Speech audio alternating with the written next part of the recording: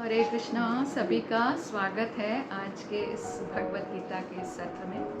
तो आज हम भगवत गीता के एक बहुत ही महत्वपूर्ण श्लोक पे चर्चा करने जा रहे हैं और इस श्लोक का संबंध हम सभी की जीवन शैली से।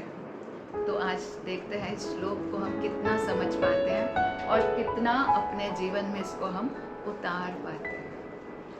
तो पहले श्लोक पढ़ते हैं और फिर उस पर कुछ समझने का प्रयास करते हैं।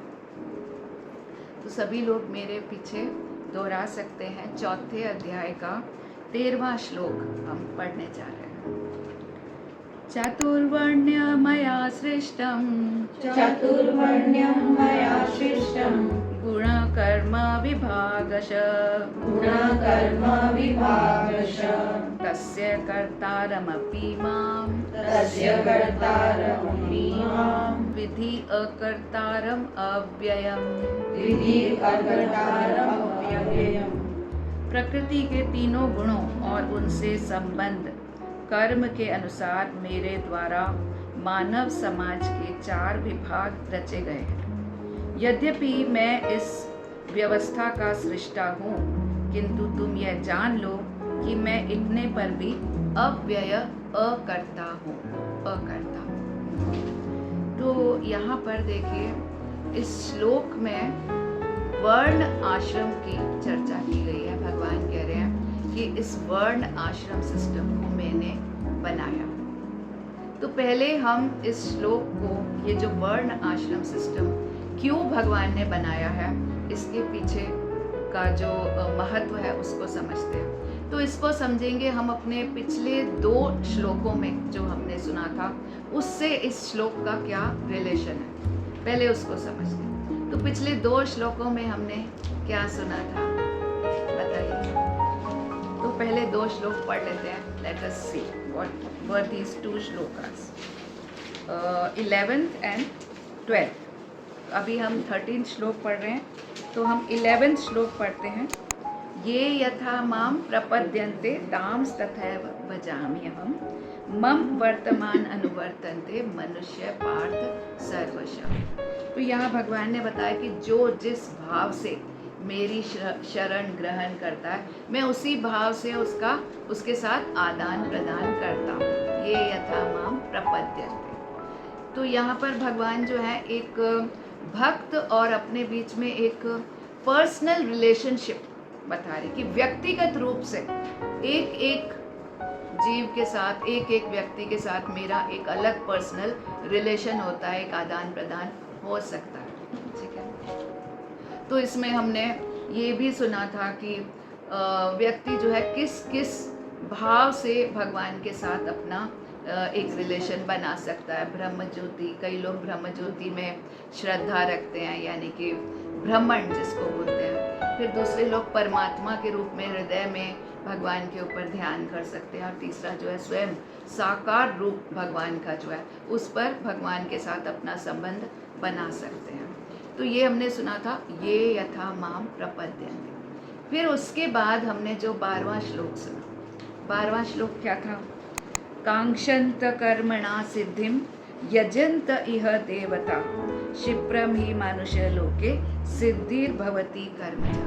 यानी कि जो लोग ब्रह्मण, परमात्मा या फिर भगवान मेरे साकार रूप में भी यदि मेरे साथ अगर संबंध नहीं बना सकते हैं, तो फिर वो लोग देवी देवताओं के पास जा सकते हैं। वो लोग देवी देवताओं के पास जा सकते हैं, अपनी भौतिक इच्छाओं की पूर्ति करने के लिए उनके पास जा सकते हैं।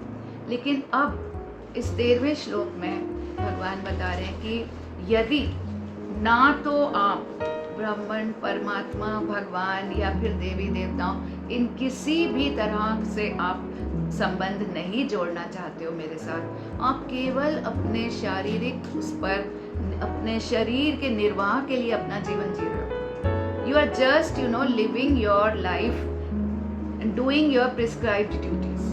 आप केवल अपने नियत कर्म करते जा रहे हो और अपनी प्रिस्क्राइब्ड ड्यूटीज कर रहे हो और इस तरह से अपना जीवन जी रहे हो।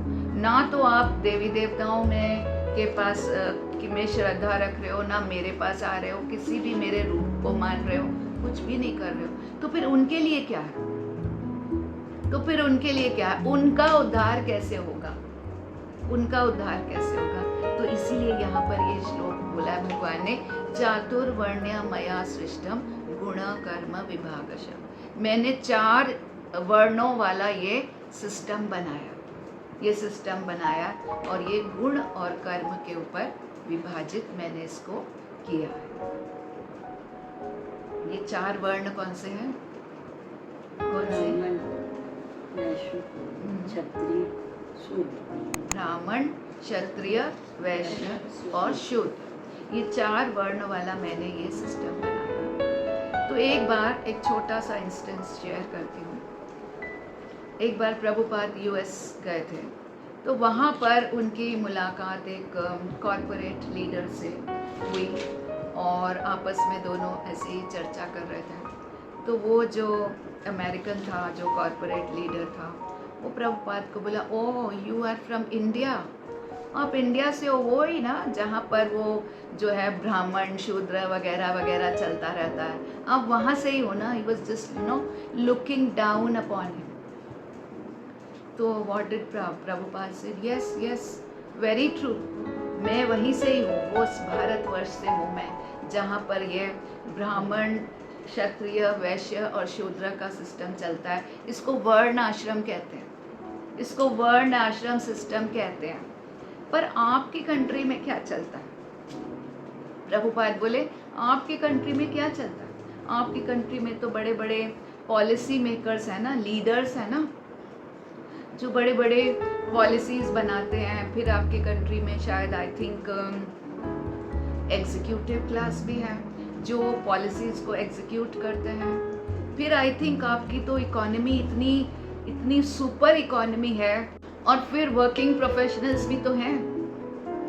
वर्किंग प्रोफेशनल्स कितने हैं? सारी कंट्रीज से तो आपके यूएस में आते हैं लोग जॉब करने के लिए, तो वर्किंग प्रोफेशनल्स भी हैं। तो बोला यस। तो प्रभुपाद बोले दैट मीन्स आपकी कंट्री में भी वर्ण आश्रम सिस्टम चल रहा है, आपको पता नहीं है, आपको पता नहीं है, आपकी कंट्री में भी वर्ण आश्रम सिस्टम चल रहा है। तो वर्ण आश्रम सिस्टम जो है वो हर एक जगह पे चल रहा है। Every country is following, every society is following, every even a household is also following वर्ण आश्रम सिस्टम। नोइंगली और अननोइंगली हम इस सिस्टम को फॉलो कर रहे हैं। यूएस हो, यूरोप हो या फिर अफ्रीका हो, कोई भी कंट्री हो, वहां पर ये सिस्टम चल ही रहा। क्यों? क्योंकि ये भगवान का बनाया हुआ सिस्टम है। भगवान कह रहे हैं कि ये चातुर्वर्ण्य मया सिस्टम, ये मैंने बनाया, ये मैंने बनाया, और ये सिस्टम कभी फेल हो ही नहीं सकता।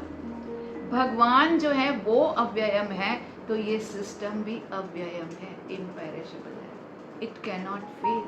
नोइंगली और unknowingly it is going on everywhere. परंतु इसमें कुछ जो है यहाँ पे जो हमारी एक कुछ समय बीच में ऐसे मेडिवल इंडिया जब वो पीरियड था, वो समय ऐसा आया जब इस सिस्टम को रॉन्गली इंटरप्रेट किया गया, इसको गलत तरीके से इसका इंटरप्रिटेशन हुआ। भगवान ने बोला है कि ये गुण कर्म विभागशः, ये गुण और कर्म के आधार पे ये सिस्टम है, लेकिन लोगों ने इसको क्या बना दिया? जात के आधार पे इसको बना दिया। तो यानी कि ब्राह्मण का जो पुत्र है वो ब्राह्मण नहीं बनेगा, शूद्र जो है वो शूद्र का पुत्र शूद्र ही बनेगा वगैरह। लेकिन एक्चुअली इसको जो है भगवान ने बोला है गुण कर्म विभागशः। यस, बहुत जो है टोटली इसको जन्म के आधार पर है, इसको टोटली रिजेक्ट नहीं किया जा सकता, फुल्ली रिजेक्ट नहीं किया सकता, बट जन्म is not the only basis. जन्म जो है वो केवल जन्म जो है उसका आधार नहीं। अभी जन्म कितना आधार है कि यस, अगर एक ब्राह्मण का बेटा है तो उसको उसके जीवन में एक ब्राह्मण बनने के लिए अच्छे फेवरेबल चांसेस उसको मिलते हैं। जैसे कि मान लीजिए फॉर एग्जाम्पल एक डॉक्टर है, अगर वो एक किसी डॉक्टर से शादी भी करता है, आजकल होता है ना, डॉक्टर से शादी करता है, तो उनके जो बच्चे होते हैं उनको एक बहुत फेवरेबल एनवायरनमेंट मिल जाता है डॉक्टर बनने के। बट लेकिन केवल एनवायरनमेंट नहीं चाहिए ना, उसको पढ़ाई भी तो करनी पड़ेगी, वो डिग्री भी तो लेनी पड़ेगी। हाँ, कर्म तो करना पड़ेगा, वो डिग्री तो लेनी पड़ेगी। यदि यस उसको एनवायरनमेंट तो मिला है लेकिन उसने पढ़ाई नहीं की, डिग्री नहीं की, तो फिर वो डॉक्टर बनेगा क्या? नहीं बने। तो इसीलिए जन्म is okay, it's a favourable condition, but then it's not the only aspect. वो केवल एक आधार नहीं है। आधार, मेन आधार क्या है? गुण। गुण होना चाहिए वैसा। अगर आप डॉक्टर के बेटे हैं तो आपके अंदर डॉक्टरों वाला भी गुण है क्या? पढ़ाई करने का गुण है क्या? अगर आपके अंदर नहीं है तो फिर आप डॉक्टर कैसे? जैसे कि शास्त्रों में भी एक एग्जाम्पल लेते हैं, द्रोणाचार्य। द्रोणाचार्य जो थे उनका बेटा कौन था? अश्वत्थामा। तो द्रोणाचार्य तो ब्राह्मण थे, उच्चतम दर्जे के ब्राह्मण थे, लेकिन अश्वत्थामा क्या ब्राह्मण था? No, he was not a Brahmin. उसके अंदर ब्राह्मणों वाले कोई गुण नहीं थे, कोई गुण नहीं थे, तो उसको नहीं कहा जा सकता कि वो ब्राह्मण है, द्विज। तो उसको क्या कहा? शास्त्रों की लैंग्वेज में उसको कहते हैं द्विज बंधु। जो एक जैसे ब्राह्मण का पुत्र है, यदि वो ब्राह्मणों वाले गुण उसके अंदर नहीं है तो उसको ब्राह्मण पुत्र बोल सकते हैं, लेकिन ब्राह्मण नहीं बोल सकते। द्विज बंधु बोल सकते हैं, द्विज नहीं बोल सकते। द्विज मीन्स क्या? व्हाट डज द्विज मीन? द्विज, द्विज का अर्थ क्या है? द्विज, द्विज का अर्थ है ब्राह्मण, जिसका दूसरा जन्म होता है वो ब्राह्मण होता है। तो अश्वत्थामा ब्राह्मण का पुत्र था, द्विज द्विज पुत्र था, लेकिन द्विज नहीं था, द्विज नहीं था। ही वॉज नॉट अ ब्राह्मण। उसके अंदर ब्राह्मणों वाले गुण नहीं थे। ब्राह्मण का पुत्र होते हुए भी ब्राह्मणों वाले गुण नहीं थे, तो इसलिए शास्त्रिक लैंग्वेज में उसको द्विज बंधु, यानी कि ब्राह्मण का पुत्र है पर ब्राह्मण नहीं। तो सिमिलरली यदि कोई डॉक्टर का बेटा है लेकिन डिग्री उसको नहीं मिली है, उसने पढ़ाई नहीं की है डॉक्टर की, वो डॉक्टर बना नहीं है, तो he can not be called a doctor. He can be called, yes, he is the son of the doctor. तो इसी तरह से ये जो भगवान ने जो सिस्टम बनाया है, ये गुण कर्म विभाग, गुण कर्म, not only on the basis of birth but on the basis of gunas and karmas। तो इसीलिए ये जो वर्ण सिस्टम है इसको प्रॉपरली फॉलो करना चाहिए, प्रॉपरली फॉलो करना चाहिए। लेकिन अभी जो है कुछ समय से इस सिस्टम को पूरी तरह से समझा नहीं जा रहा है और पूरी तरह से फॉलो भी नहीं किया जाता। लेकिन यदि हम भगवत गीता को सुने, उसके आधार पर चले, तो यहाँ पे सब कुछ क्लियरली मेंशन कि how you have to follow. और ये नहीं कि एक बार ब्राह्मण के घर में अगर उसका जन्म हो गया तो वो ब्राह्मण नहीं बना रहेगा, शूद्र के घर में अगर जन्म हो गया तो वो शूद्र से ब्राह्मण नहीं हो सकता। No, even a Shudra can become a Brahmin by doing karmas of a Brahmin. तो सबसे नीचे का जो स्तर है वो तो शूद्र है, उसके ऊपर फिर आता है वैश्य, फिर आता है क्षत्रिय और फिर आता है ब्राह्मण। लेकिन ब्राह्मण तक ही ये सिस्टम एंड नहीं होता। ये सिस्टम जो है, वैसे तो इस जगत में, इस कलयुग में जन्म से तो सभी शूद्र हैं, जन्म से तो सभी शूद्र हैं। यहाँ पे कहते हैं कि जन्म जायते शूद्र, जन्म से तो सभी शूद्र हैं, लेकिन जब हम कर्म करना शुरू करते हैं तो डिसाइड होता है कि हम वैश्य है कि क्षत्रिय है कि ब्राह्मण है या फिर कौन। तो ब्राह्मण तक ही जो है वो ये जो वर्ण सिस्टम है ये नहीं रहता, इसके ऊपर का एक और वर्ण है। यहाँ पर देखिए जो नेक्स्ट लाइन है इस श्लोक के, कह रहे हैं कि तस्य कर्तारम अपि माम विधि अकर्तारम अव्ययम्। यानी कि ये भगवान कह रहे हैं ये सिस्टम तो मैंने बनाया है लेकिन मैं इसका पार्ट नहीं हूँ। मैं इसका पार्ट नहीं हूँ, I am not a part of this. Why? Because भगवान जो है वो इस शरीर निर्वाह के स्तर पे है ही नहीं। ये सिस्टम किसके लिए बना है? जो लोग शरीर निर्वाह के सिस्टम में, इस सिस्टम से इस फॉलो करके प्योरिफिकेशन करते करते शूद्र जो है वो वैश्य बन सकता है, वैश्य क्षत्रिय, क्षत्रिय ब्राह्मण, ये बन सकते हैं। सो इसको फॉलो करते करते हमारा प्योरिफिकेशन हो सकता है।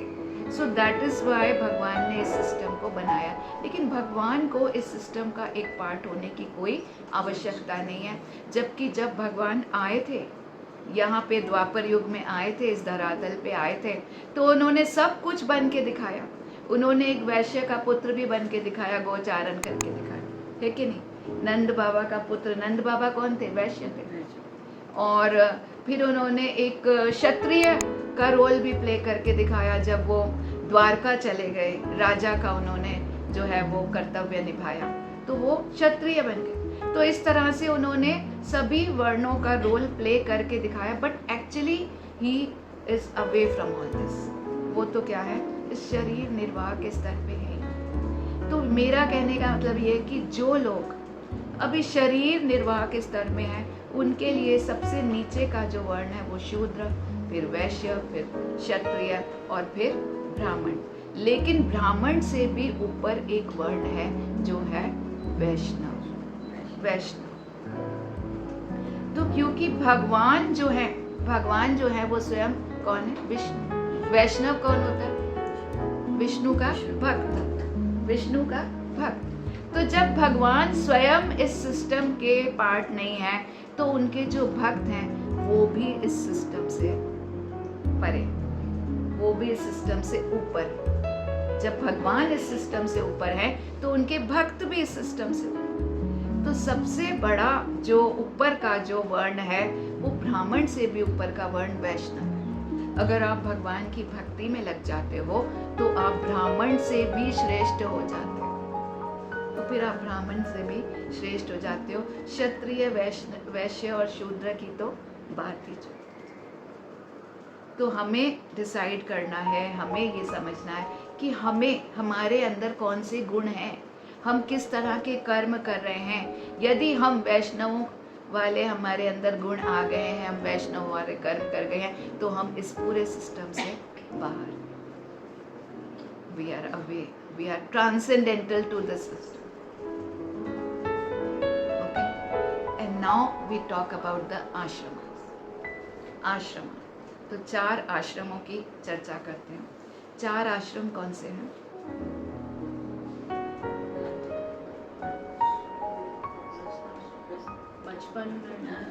Okay,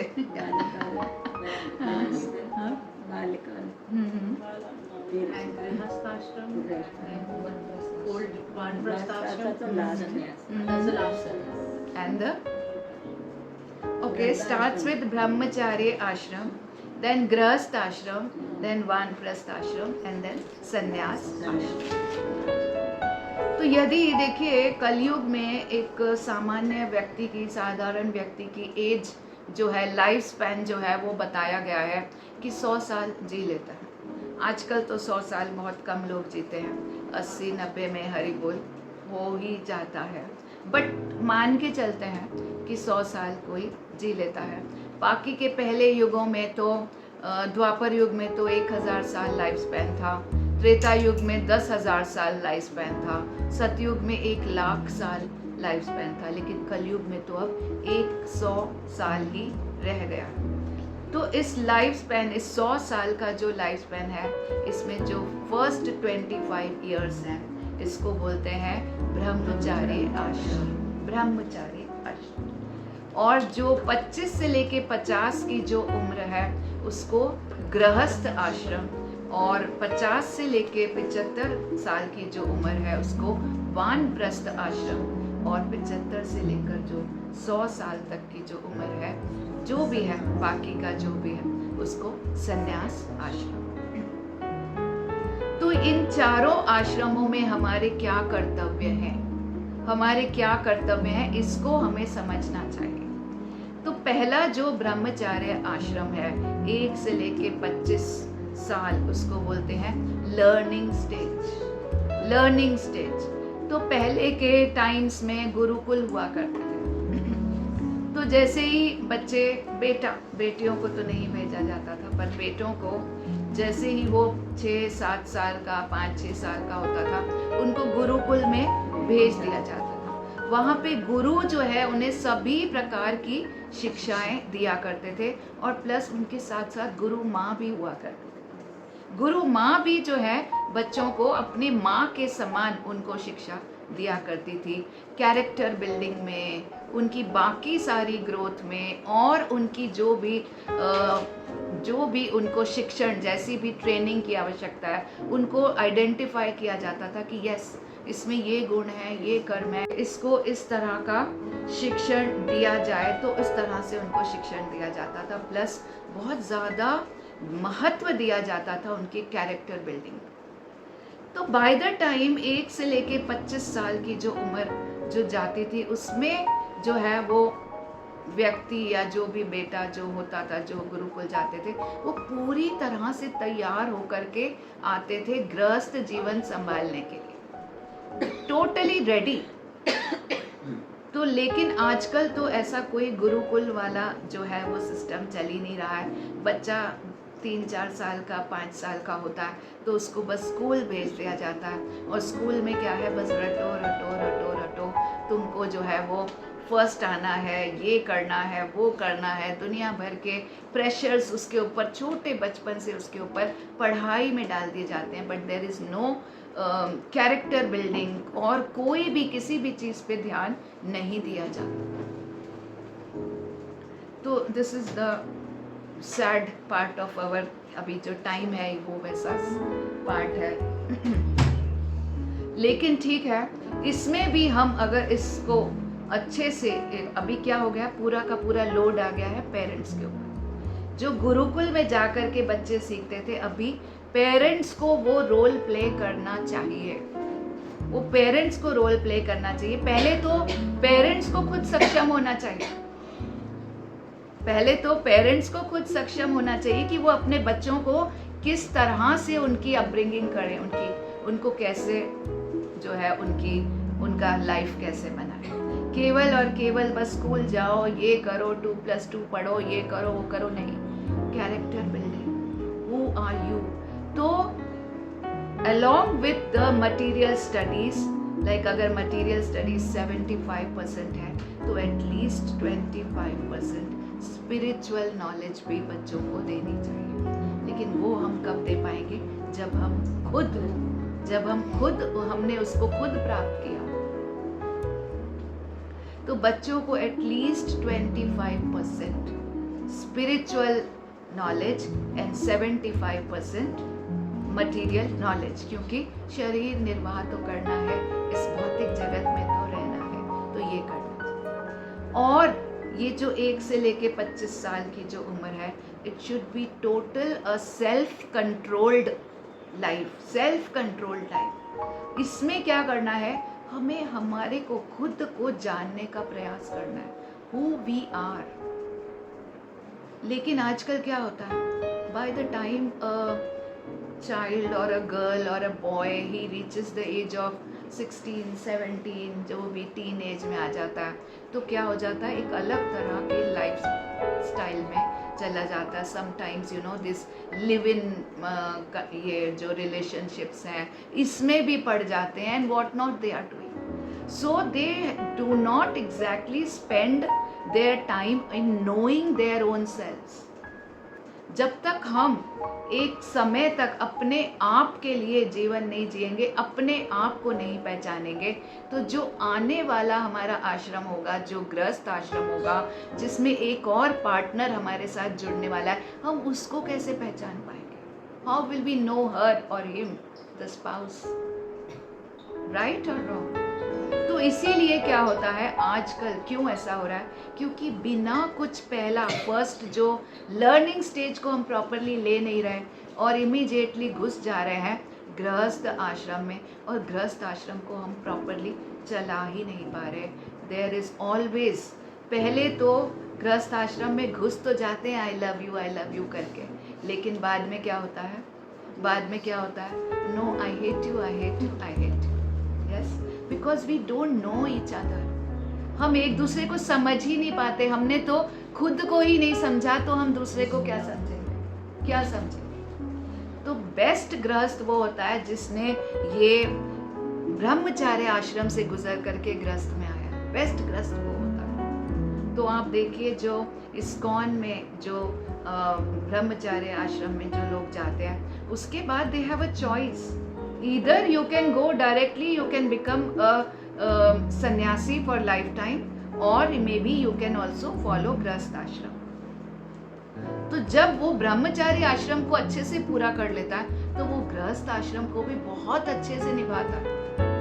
He knows actually what is to be done.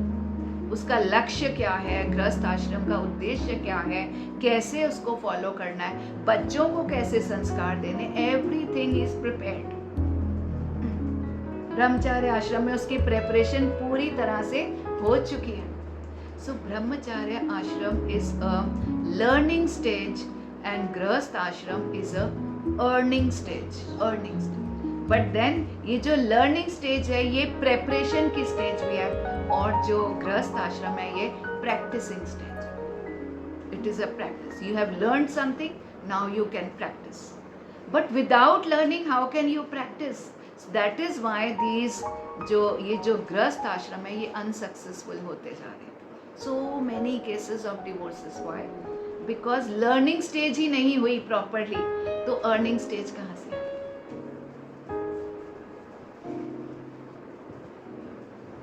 What do you have to say? Yes? Anybody wants to say anything? Any comments? Then we go to Vanaprastha ashram. तो ये जो ब्रह्मचार्य आश्रम है, it is a learning stage, and Grihastha आश्रम is a earning stage. इस गृहस्थ आश्रम जो 25 से लेके 50 साल तक बोला गया है, अभी 50 में तो हम पूरा नहीं कर लेते हैं, तो मान के चलिए कि चलो 55-60 तक हमें right time to enter and right time to come out also. ये सबसे बड़ा एक बहुत इम्पॉर्टेंट पॉइंट है कि हमें गृहस्थ आश्रम में ऐसी अपनी प्लानिंग कर लेनी चाहिए कि अब 50-55 में मुझे यहाँ से इस गृहस्थ के जो एक्टिविटीज़ हैं, इनसे मुझे रिटायर करना है। I have to hand over my activities to my children. अगर पिता है तो वो बेटे को अपना जो भी, अगर उनका जो बिजनेस है वो हैंड ओवर करे और खुद फ्री हो जाए। अगर मदर है तो वो बहू को या जिसको भी हैंड ओवर करना है, उससे वो फ्री हो जाए और फिर वो वानप्रस्थ आश्रम में जाए। सो दिस जो टाइम है, प्रॉपर टाइम को फॉलो करना है। 25 की एज में आपको एंटर करना है और 50 की एज में बाहर निकलना भी है। बट हम लोग क्या करते हैं, हम लोग कभी कभी घुस तो जाते हैं, लेकिन निकलना जो है वो बहुत मुश्किल हो जाता है। तो इसके पीछे कुछ कारण भी हैं। आज की जो लाइफस्टाइल है, it's a very very different lifestyle now. क्योंकि क्या होता है, हम गृहस्थ आश्रम में आ जाते हैं, हमारे बच्चे बड़े हो जाते हैं, शादियाँ भी हो जाती हैं, लेकिन हमारे साथ रह नहीं रहे होते, तो हम किसको हैंड ओवर करें, हम किसको हैंड ओवर करें? फिर हम ही उसको चलाते रहते राइट। लेकिन इसका भी सोल्यूशन है, इसका भी सोल्यूशन है। आप बताइए क्या इसको कैसे हैंडल कर सकते हैं? Part time to housework and part time yes, अगर आपके जो एक ये क्लैरिटी है आपके मन में कि नहीं, अब ये टाइम आ गया है मुझे गृहस्थ आश्रम से बाहर निकलने का, तो मुझे कितना अपने आप को गृहस्थ एक्टिविटीज़ में अपने आप को इन्वॉल्व रखना है और कितना अपने आप को स्पिरिचुअल एक्टिविटीज़ में आगे बढ़ाना है। If that clarity is there, then you can follow it, whether or not your children are taking over or not taking. आप वानप्रस्थ क्या है? वानप्रस्थ, what does वानप्रस्थ mean? It means वन को प्रस्थान। पर कलयुग में ऐसे लिटरली हम वन को प्रस्थान नहीं करते हैं, हम घर में ही रह करके वन को प्रस्थान कर सकते हैं। हम घर को ही, अपने एक छोटे से रूम को ही वन बना करके रह सकते हैं। जब जितनी ज़रूरत हो बस उतनी ही इन्वॉल्वमेंट गृहस्थ एक्टिविटीज़ में रखनी है, बाकी पूरा का पूरा टाइम जो है आपको अपनी स्पिरिचुअल एक्टिविटीज़ में देना है। तो ऐसा बताया गया कि वानप्रस्थ में, गृहस्थ में तो 50-50 है, 50% spiritual activities and 50% house hold activities, लेकिन वानप्रस्थ में 75% spiritual activities and only 25% household activities. तो अभी ये जो है ये चेंज हमको लाना पड़ेगा, और ये तभी हो पाएगा जब हम यहाँ पढ़ेंगे और सुनेंगे और अपने अंदर एक क्लैरिटी लाएंगे कि नहीं बाबा अभी बहुत हो गया, मैंने अपना सब कर लिया, अब मुझे ज़्यादा से ज़्यादा समय क्या करना है। बट यूजुअली लोग क्या करते हैं, यूजुअली लोग समझते हैं कि हो गया, अब मैंने सब कर लिया, अब मैं चलो रिटायर भी हो गया। लेकिन रिटायरमेंट का मीनिंग क्या है? What does retirement actually mean? It is only retirement from material activities and getting into spiritual activities. But retirement from material activities तो हो जाती है, लेकिन spiritual activities में नहीं जा पाते। अब बोलते हैं अब मैं रिटायर हो गया हूँ, अब मैं अपने मन से जो चाहूँगा वो करूँगा, सोऊंगा, खाऊंगा, पीऊँगा, घूमूंगा वगैरह वगैरह। यस ओके, वो करो, लेकिन उसके साथ साथ आपका एक और कर्तव्य है। आपने जो समाज से जो लिया है वो आपको रिटर्न भी करना है, आपको रिटर्न भी तो करना है कि नहीं? सो सम और the other way you have to return. और सबसे बड़ा जो रिटर्न है वो क्या है? जो आपने सीखा है वो उसको वापस दीजिए। सो दैट इज वाई जो ब्रह्मचार्य आश्रम इज टू लर्न, गृहस्थ ashram is to earn, Vanaprastha ashram is to return, not return, I am sorry, turn. Now this is the turning period. आप कहाँ से टर्न कर रहे हो? पलटी मार, कहाँ से? गृहस्थ आश्रम। और उतना ही इन्वॉल्वमेंट रखो जितना कि शरीर निर्वाह के लिए ज़रूरी है। बहुत ज़्यादा जो है अपने कामों को फैला के मत रखो। अगर वो मेल मेंबर्स हैं तो अपने बिजनेसेस को, अपनी सारी प्रॉपर्टीज़ को, इसको उसको, now time to wind up, get ready for your further escalation. और अगर वो लेडीज़ हैं तो फिर घरों से अपने आप को, घरों की जिम्मेवारियों से अपने आप को मुक्त करो। कई लोग होते हैं ना, घर को इतना बड़ा, इतना फैला के, इतना कुछ बना के रखते हैं कि उनका आधा टाइम तो घर को ठीक ठाक करने में, सजाने संवारने में चला जाता है। इतने मेड्स, इतने सर्वेंट्स, ये बनाना है, वो बनाना है, ऐसा करना है, आज ये गेस्ट आ रहे हैं, आज वो गेस्ट आ रहे हैं, आज हमें यहाँ जाना है, आज हमें वहाँ जाना है। इसमें हमारी ज़्यादा से ज़्यादा हमारा टाइम और हमारी एनर्जी जाती है ना। तो हमें क्या करना है बताइए? हमें अपने आप को थोड़ा सा वापस लाना है अपने आप को। अब बस हो गया, अब जो भी है बाबा, जो ये व्यवहार है, जो संबंधियों के साथ लेना देना है, जो आना जाना है, वो बच्चों के ऊपर करें, बच्चे करें। अभी हमको नहीं करना है ज़्यादा कि नहीं मुझे तो यहाँ भी जाना है, मुझे वहाँ भी जाना है, ये क्या कहेगा, वो क्या कहेगा, इसके साथ संबंध बना के रखना है, उसके साथ अभी बस हो गया। थोड़ा सा अभी वापस कम, जहाँ बहुत ज़्यादा ज़रूरी है वहाँ तक ही करें। तो ये है वानप्रस्थ आश्रम, turning stage, and then comes the next stage which is Sannyasa ashram. 100%, not 25%, not 50%, 100% spiritual, totally जो है वो गृहस्थ आश्रम से, गृहस्थ आश्रमों की एक्टिविटीज से आपको संन्यास ले लेना। And this is the returning stage, return. अभी आपको रिटर्न करना, टर्न से रिटर्न, टर्न पहले होते हैं फिर रिटर्न करते हैं। एकदम से जो है सीधा गृहस्थ आश्रम से जंप करेंगे संन्यास में तो डिफिकल्ट हो जाए। सो स्लोली स्टेडीली जो है हम अगर करेंगे तो हमें वो चेंज का बहुत ज़्यादा पता भी नहीं लगेगा। It will happen automatically, it will happen. और अब इस स्टेज में 100% स्पिरिचुअल एक्टिविटीज़, शरीर की जितनी भी हमारी जो सुविधाएं हैं या फिर डिज़ायर्स हैं या जो ज़रूरतें हैं उनको एकदम कम कर लेना, एकदम कम कर लेना। सो ये है आश्रम सिस्टम। तो how many of us can follow this ashram system और how many of us are following this ashram system? बताइए, थोड़ा थोड़ा अपने बारे में बताइए कि अभी जो हमने ये डिस्कस किया, हाउ क्लोज और how far are you from this system? How close are you और how far and how much more you have to go? तो एक एक करके थोड़ा सा बताइए।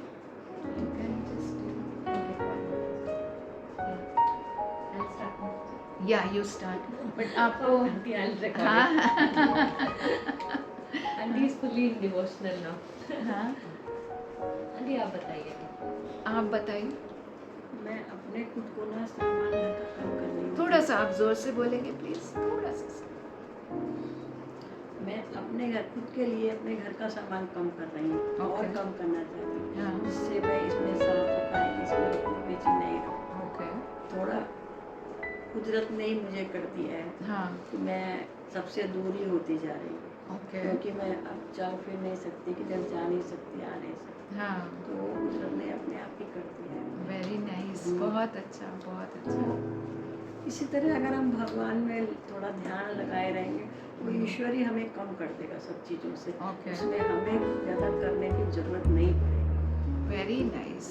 जब हम ये भगवत गीता के आधार पे थोड़ा सा इनकी जो ये ट्रांसेंडेंटल टीचिंग्स हैं, इसको अगर हम थोड़ा भी फॉलो करेंगे, we will see everything will fall in place. सब अपने आप होता जाएगा। क्यों? क्योंकि हमारे अंदर लाइफस्टाइल चेंजेस आए। वो लाइफस्टाइल चेंजेस आएंगे, हमारे लाइक्स और डिसलाइक्स अपने आप ही बदलते जाएंगे। Then we will not like to get involve in unnecessary things. अपने आप होगा, राइट? और आपके साथ हो रहा करे कुदरती कर Very रही है और nice. भगवान Yes. के अगर जुड़े जाएंगे तो करने की जरूरत नहीं है। नहीं, जैसे effort- अपने आप ही कम हो जाता है। मुझे ये नहीं खाना है, मुझे सिर्फ एक ही रोटी खानी है, दो की शाम एक ही खाएंगे। वेरी या नाइस। पहले जैसे होता था अभी उन रिश्तेदारों ने ऐसा किया तो हम ऐसा करेंगे, हाँ। और अब वो इच्छाएं नहीं रही। हाँ। जो कर रहे हैं अपने अपने प्रारब्ध से कर कर रहे हैं। मेरे प्रारब्ध में जो होगा वो मुझे जरूर मिल जाएगा और मैं वो कर पाऊंगी। शी इज लाइक बहुत बहुत अच्छे से ये समझ रही है बात। यस, आप कुछ बोलो। इनको तो मैं अभी थोड़ा आज फर्स्ट टाइम वो आया है, मे बी विल थोड़ा सा। Would you like to say something? Sure. या Yeah, I think for my age, I am spiritual enough. I wouldn't say very, but I love going to temples. I love going to Gurudwara. And even if I talk about my friends, I think we've got a very balanced friendship. If I can go partying with them or I can go dinner with them, at the same time I know I can go Gurudwara with them, I can do seva over there with them, or I can, invite them for anything, mandir. wow, very nice. So like what we spoke, brahmacharya ashram, ashram. 75% it's okay material learning, but then 25% is what is happening with her. So it's really nice. It's all the credit goes to the mother. Yes. Good. आप क्या बोलेंगे प्राची? ये तो कैसे actually अभी ये मालूम तो हो रहा है कि it should go in a certain direction ideally.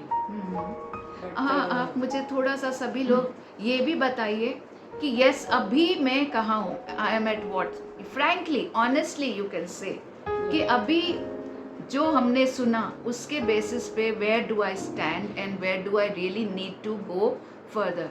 तो आप थोड़ा सा उसमें अभी बोलिए। मेरी इसमें मुझको तो लगता है कि एकदम बिगिनर पोजीशन के ऊपर ही है। ओके, समझ Okay. में आ रहा है हाँ हाँ कि राइट डायरेक्शन कौन सी है, हाँ। किस तरफ जाना है, या बट हाउ या थोड़ा सा ये शायद एफर्ट्स कम पड़ रहे हैं हाँ ओके ऑनेस्टली हाँ हाँ सो सो अभी आप जो है you feel you are in a grihastha ashram और यू आर इन अ वानप्रस्थ आश्रम? गृहस्थ आश्रम में ही है आपके अभी And- बच्चे बड़े Yes, हैं? yes, हाँ बड़े हैं? yes They are, she is still studying huh? studying okay yeah your daughter is she is a dentist and अभी तो आगे की भी कर रही है ओके study. मीन्स काफ़ी बड़े हैं अभी, like they are independent. Yes, yes. तो डेफिनेटली अभी आप वानप्रस्थ की ओर प्रस्थान आप कर सकते हो, बट एक्चुअली अभी आप गृहस्थ में ही लगे हुए हो. तो अभी आप थोड़ा सा एफर्ट लीजिए और इस ज्ञान के आधार पे आप समझिए कि किस तरह से यहाँ से अभी निकलना है बाहर, अभी निकलना है यहाँ से. तो धीरे धीरे करके स्टेडीली एंड स्लोली यहाँ से बाहर निकलिए. ज़्यादा समय जो है यहाँ पर आपको व्यतीत करना है, ज़्यादा efforts. एफर्ट्स ज़्यादा देने हैं. Yes okay While I'm also still in Grasta. 80% तो I'm in Grasta, 20% is there. Age-wise, I should be in वानप्रस्थ. but I'm still in Yeah. So half an hour पूजा या माला जपना half an hour ही होता है पूरा दिन. I'm just calculating कि 12 घंटे में से only half an hour I'm doing. तो अभी वो realization हो रहा है जैसे कि ज़्यादा करना चाहिए. Caught in the family circle तो नहीं होता है. But I should improve, I think, करना चाहिए. So what is the way out? Can we just think about कि क्या कर सकते हैं, किस तरह से कर सकते हैं? It's not very easy. It's not very easy, okay? तो ये क्या होता है एक्चुअली स्टार्टिंग से ही जो है वो यूजुअली हमारा जो माइंडसेट है वो ऐसा चलते रहना चाहिए. While we are in the गृहस्थ आश्रम only हमारी प्लानिंग हो जानी चाहिए वानप्रस्थ के लिए. लेकिन वो अगर नहीं हुई तो फिर वानप्रस्थ में आने के बाद भी हम यहाँ से बाहर गृहस्थ से बाहर नहीं निकल Then पाएंगे. we have to come at her age now.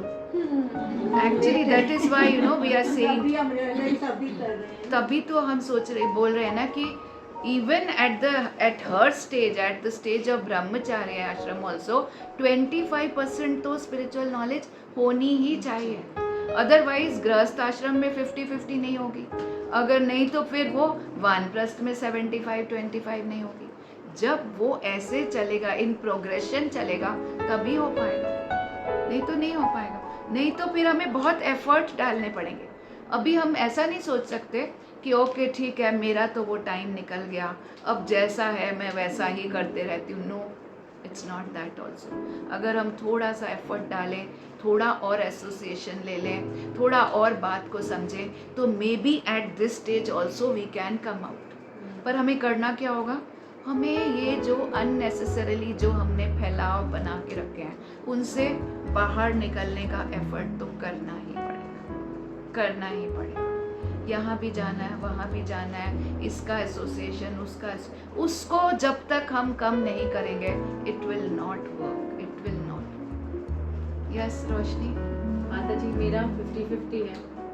I am 50 also and मेरा 50-50 भी है. Wow, very nice, very nice. So I try to do try not to hurt anybody and meditation थोड़ा थोड़ा चालू रहता है as much as I can do and trying to go towards वानप्रस्थ आश्रम ओके. will take efforts. हाँ ठीक है. तो who is there in your family? क्या है, कौन है? मैं अभी हस्बैंड है एंड मेरी एक बेटी है. She is working okay. In a company. She is 25 and हम तीन ही हैं. ओके. और पापा है मेरे अच्छा. अभी मेरे पास है फिलहाल. So just 4 of us and I go help my husband in the shop.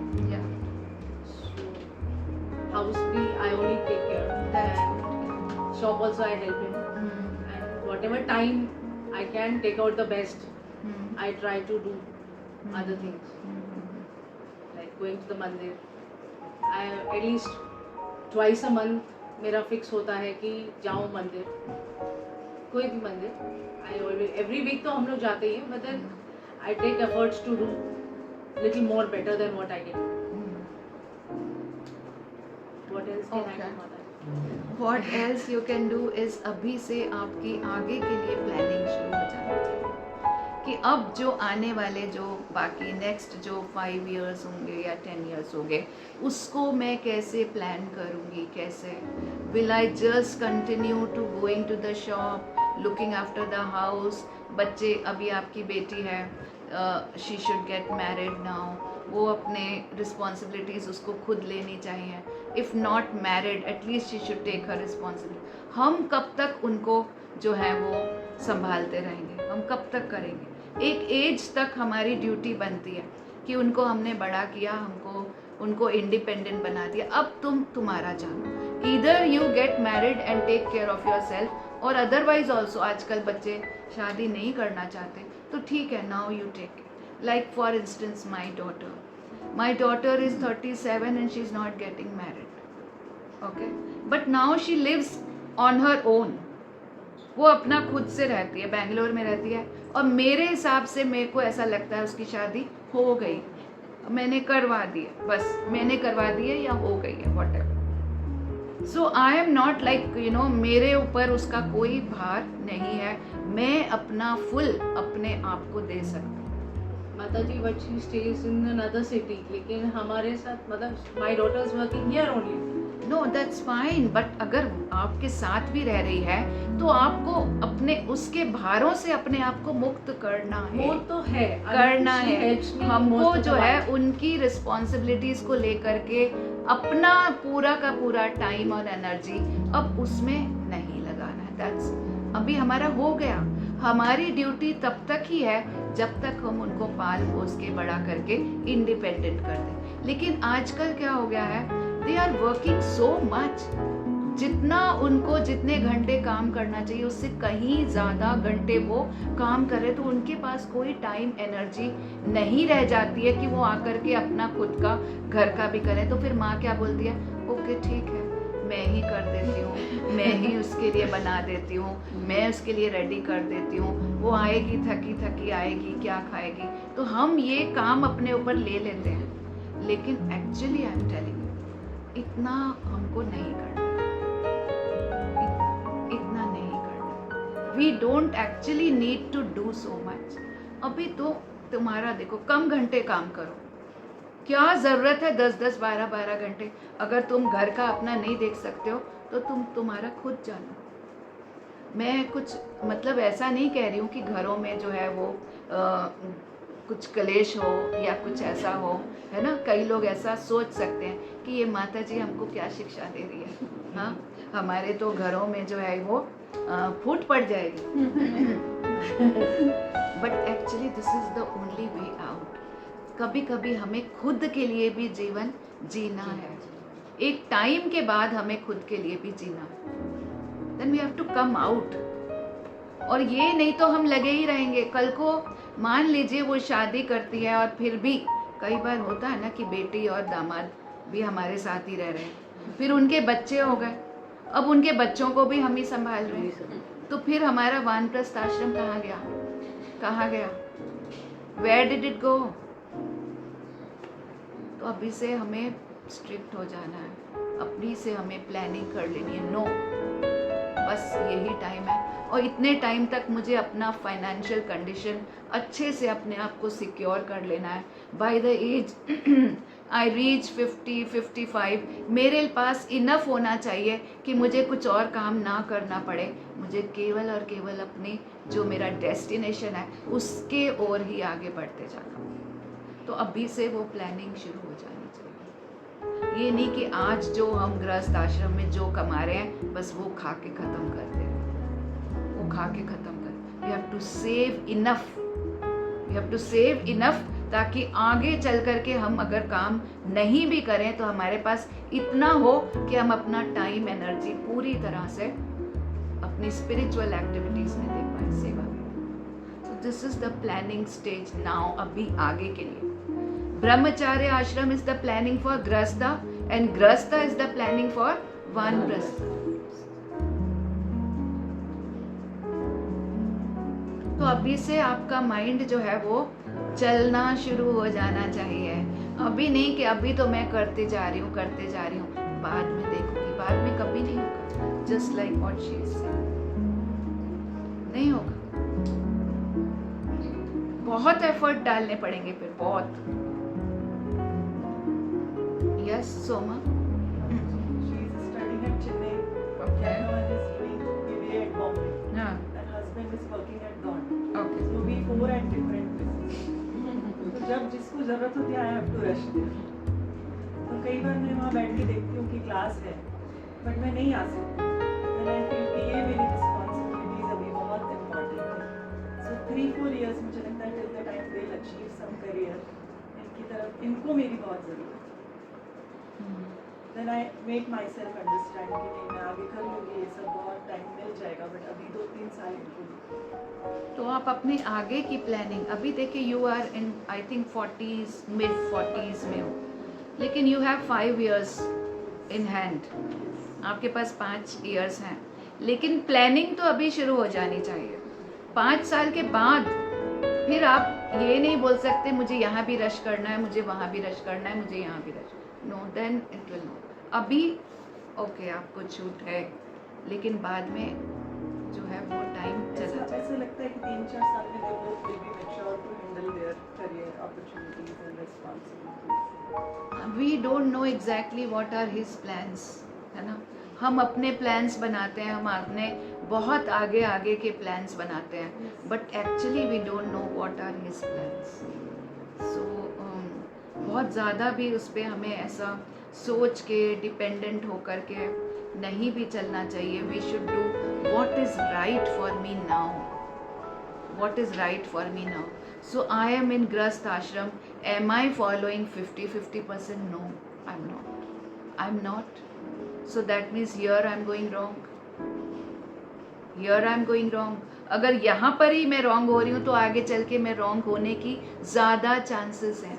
हम ये सोच लेते हैं नहीं बाद में मैं अपने आप को करेक्ट कर लूँगी, बट बिकॉज अभी हमारा बेस, हमारा फाउंडेशन ही अगर हमारा रॉन्ग चल रहा है तो फिर आगे चल के कैसे राइट हो जाए. तो अभी तो सुधारना है. तो यस 75% नहीं तो 50% भी अगर नहीं हो रहा तो yes there is something needs to be corrected, it needs to be corrected. तो हम ये ना सोच लें कि मेरे बिना कुछ नहीं हो सकता. हम ये ना सोच लें कि मेरे बिना कुछ नहीं हो सकता.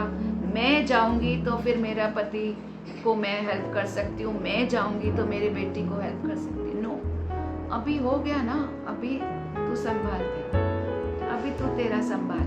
You have chosen to go out and study, so you be independent, totally be independent. Yes, बहुत कुछ ऐसे circumstances हो, unavoidable circumstances हो, then you can go. But every time you cannot be running around. Every time you cannot be running around. हमको हमारा भी देखना है ना. हम कहाँ पीछे छूटते जा रहे हैं, हम कहाँ पीछे छूटते जा रहे हैं इस दौड़ में. हम उनके लिए तो सब कुछ कर रहे हैं, लेकिन अपने लिए हम क्या कर पा रहे हैं. Okay, so think over it. Yes, Alka. Mataji, I think so. I was lucky enough to have a husband who was already into spiritual life since Okay. years. Okay. So पहले तो नहीं था ये सब चीजें, बट उनको देख के, उनके चेंज को देख के, as you say कि you change yourself by other Yeah. person in your life. Yeah. So उनको देख के I have changed and I started following spiritualism. Okay. So touch wood घर का environment भी ऐसा है कि सभी उसी लाइन में हैं. हाँ. बच्चे भी since the age of 17-18 they are into Yeah. meditation or something, and really ऐसे fake नहीं है. हाँ. They follow everything. Yeah. छोटा वाला नहीं है इतना, but we don't force him also. हाँ. We say let him see us. Yeah. बड़ा वाला is into all this line, and we get them. सब अपने अपने space में है, सब अपने अपने हिसाब से, and we know कि when we are following all this, children also know because वो बचपन से देख रहे हैं. So they are not expecting too much. They know how to take their own problems or work or something. Touchwood बहू भी ऐसे है कि वो भी ऐसे करने लगी, दोनों बॉम्बे में settled हैं. I hardly go there. They have their own space. I have my own space. So they are also following. I am also following. So I think so we are able to Yeah. balance like. तो अभी हाँ आपका it's a very favourable environment for Yeah, I think so. yeah I think it's a very very Yeah. favorable thing for you. कोई फालतू बात नहीं होती है, कोई किसी की बातें ही नहीं होती है कि कोई रिश्तेदार आके कोई जाता है तो लोग बात करते, हमारे घर में कुछ नहीं होता है actually. Very nice. So Very in nice. fact we जब हम लोग खाली बैठते हैं हस्बैंड वाइफ शाम को भी बैठते तो wherever we walk और we see spiritual videos, कभी पतंजलि सूत्र लगा लिया, कभी कुछ लगा लिया, ऐसे बैठ के then we discuss, we read books, then we discuss about that and he reads a lot, so हम लोग walk पे करते तो we are talking that What way. he reads actually. उनकी स्पिरिचुअल बुक्स बहुत सारी ले रखी है उन्होंने, अच्छा. पुरानी भी नई भी बाहर की भी राइटर्स की. Okay. So वो मेरे को रीडिंग का इतना शौक नहीं तो मैं सुन लेती हूँ. हाँ. So that environment is touchwood, like I was lucky enough to have a husband like that. So we all good for that. Now what I am gathering from your this thing is you got a very very favorable environment, no obstructions, कुछ भी नहीं है. The only thing is actually जो right है, like आपके पास सब कुछ है, everything is available, then you have to pick up the right thing, you know, you just have to pick up the right thing which really, you know, takes you to the you know, your spiritual progress. तो अभी sometimes you know what happens कि availability सब कुछ होती है, everything is there, but then actually क्या होता है कि हमारी जो, जैसे मान लीजिए, just I will just give you a small example कि अगर मैं बीमार हूँ, suppose I am not well, then all kind of treatments are available, then which treatment is actually really going to help me, वो मुझे actually देखकर choose करके फिर उसको उस ट्रीटमेंट पर ही अपना पूरा जो है वो फोकस करना है. अगर हम हर तरह की ट्रीटमेंट करते रहेंगे, चलो इसको भी देख लेते हैं, उसको भी देख लेते हैं, ये भी कर लेते हैं, विदाउट नोइंग एग्जैक्टली कि मेरे लिए क्या अच्छा है, what is really going to help me out, then actually हम सब कुछ होते हुए भी हम जो है कभी कभी, you got my point? Yes. So at one point of time we have to fix our focus. बहुत ज़्यादा स्पिरिचुअल, बट प्रायोरिटीज चेंज हो गई फ्रॉम बिगनिंग. मतलब now I am more towards the spiritual. I make special, मतलब time निकालती हूँ for come for this class. I make that कि मुझे जाना ही है, कैसे तो भी अरेंज कर लूँ. मतलब I feel I have change my priorities. Okay. You feel like that. Okay. Very nice. पहले आपकी प्रायोरिटीज क्या हुआ करती थी, अभी क्या है? ऑब्वियसली वही सब भौतिक जगत. हाँ, और अभी वो कम हो गई हैं, कम हो गई हैं. Okay. काफ़ी कम. Okay. यहाँ आने के बाद या इससे पहले से ही कम हो गई? Adding to it. Okay, What this is helps? adding to it. Who all are there in your family? My daughter, my husband, my sister-in-law, उनकी family है, and सास. Means there are two brothers. Good.